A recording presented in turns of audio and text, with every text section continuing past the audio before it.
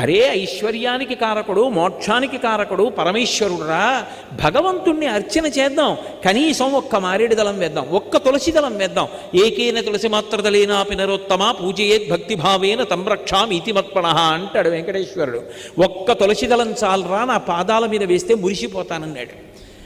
అసలు భగవంతుణ్ణి అర్చిద్దామని అనుకోడు. రాజీవలోచన పూజింపనొల్లక రాజదైవంబని భ్రమయువారు. విష్ణు సహస్రనామ స్తోత్రం వచ్చా అండి నోటికి అని అడిగారు అనుకోండి, 60 ఏళ్ళు వచ్చినా రాదు. నేను ఒకసారి ఒక విషయం చూసి తెల్లబోయా. ఒక ఆయన చక్కగా విభూతి బొట్టు అన్నీ పెట్టుకుని వచ్చారు. నేను కళ్ళజోడు డాక్టర్ గారి దగ్గరికి వెళ్ళాను, ఆయన కళ్ళజోడు డాక్టర్ గారి దగ్గర ఒకరికన్నా ఎక్కువ మంది ఉంటారు. అప్పటిదాకా పరీక్ష చేసేసి అద్దాలు రాస్తూ రెండో వాడిని పిలిచేస్తారు. కూర్చున్నాను. ఆయన విష్ణు సహస్రనామం పుస్తకం ఇచ్చి ఏది చదవండి అన్నారు. ఆయన విశ్వం అనేదో అంటున్నాడు.